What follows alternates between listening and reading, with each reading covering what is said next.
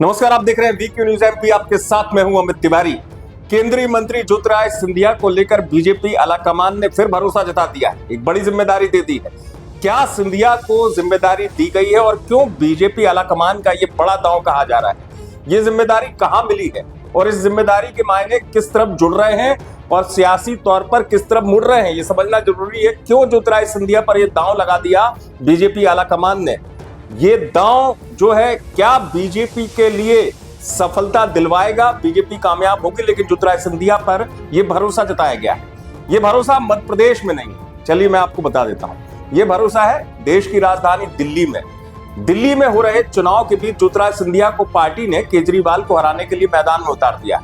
अब दिल्ली में पूरी तरीके से एक्शन मोड में नजर आ रहे हैं ज्योतिरादित्य सिंधिया। बीजेपी के लिए कैंपेनिंग करने मैदान में उतर गए। तस्वीरें जो आप देख रहे हैं ये है रोहिणी विधानसभा क्षेत्र की, जहां विधानसभा क्षेत्र से प्रत्याशी और विधायक रह चुके बीजेपी के कद्दावर नेता विजेंद्र गुप्ता के लिए ज्योतिरादित्य सिंधिया ने कैंपेनिंग की, प्रचार किया और इस प्रचार में खासी भीड़ उमड़ी। और बीजेपी ने क्यों ये दांव लगाया ये मैं आपको बताऊंगा, लेकिन पहले ये सुनवाऊंगा कि ज्योतिरादित्य सिंधिया इस सभा में केजरीवाल पर क्यों इतना जमकर बरसे और ज्योतिरादित्य सिंधिया की रणनीति क्या है। पहले ये सुन।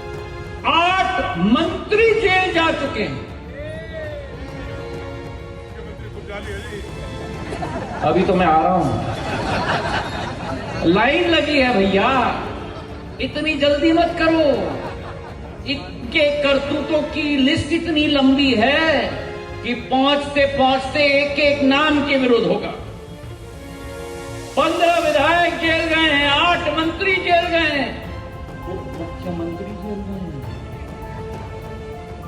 मुख्यमंत्री जेल गए हैं। कभी सुना है आपने? दिल्ली की बात छोड़, भारत के किसी भी राज्य के इतिहास में कि 70 में से 20% विधायक जेल जा चुके हों? तो ज्योतिरादित्य सिंधिया के निशाने पर आ चुके हैं अब केजरीवाल। और बीजेपी का दांव क्यों है ज्योतिरादित्य सिंधिया पर दिल्ली में, इसको भी समझिए। ज्योतिरादित्य सिंधिया की जो एक शैली है भाषण देने की, खासतौर से भीड़ में घुसकर जिस तरीके से वो लोगों के बीच में जाते हैं, लोगों को जोड़ते हैं। मध्य प्रदेश में कैंपेनिंग के दौरान, चूंकि मध्य प्रदेश से तो ताल्लुक रखते हैं ज्योतिरादित्य सिंधिया, असर दिखा सभाओं में, बीजेपी को कामयाबी मिली विधानसभा चुनाव के दौरान।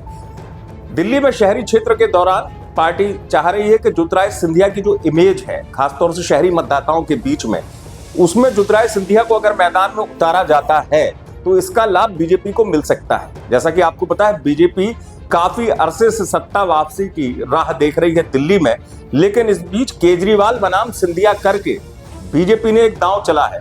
ये दांव बीजेपी को कामयाबी की राह पर कितना ले जाएगा ये देखना होगा। आप देखते रहे VK news MP. VK news Madhya Pradesh, Chhattisgarh. दिल बोलेगा, देश सुनेगा।